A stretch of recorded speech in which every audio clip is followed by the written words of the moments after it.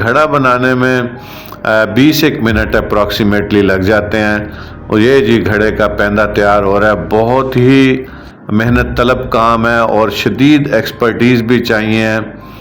ये देख सकते हैं आप, इसको एक बोरी के अंदर रखा जाता है, वेट भी नहीं डाला जाता। ये अंदर से एक और चिपटी सी इनके पास टुकड़ा है और ये दोनों जो चीज़ें हैं ये लकड़ी की बनी हुई हैं। कोई घड़े अगर डी शेप हो जाएं बनाने के बाद तो फिर उनको सेटल कर लिया जाता है। तो रफली 20 मिनट का टाइम इन्होंने बताया कि जी घड़े की शेप देने के लिए इनको दरकार होता है।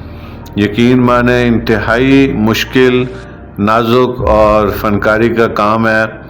तो इन फनकारों की कदर करना हमारे ऊपर फ़र्ज़ है, क्योंकि ये जिस तरह से मिट्टी के आकार को ढाल कर मुख्तलिफ़ तरह की चीज़ें बनाते हैं।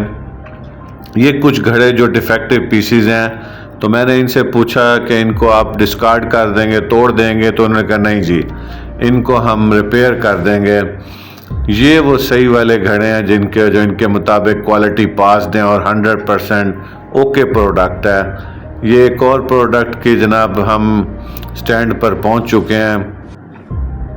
ये इस तरह की परातें बनानी है इन्होंने, जिन्हें कुनालियाँ भी कहा जाता है।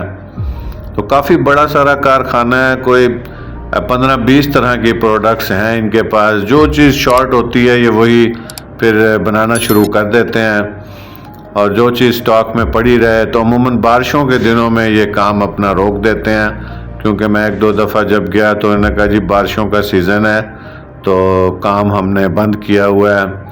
माशाल्लाह बड़ा मेहनत तलब काम है और मिट्टी की सूंधी सूंधी खुशबू भी इनके स्टैंड्स के पास आपको फील होती रहती है। बाकी तेज़ी के साथ पहिया घूमता है तो जो उंगलियों के घूमने से जो तरह तरह की नई शक्लें बनती हैं, एक कमाल ही किस्म की दास्तान और ये फ़न है, मतलब जिसका कोई नेमुल बदल नहीं है।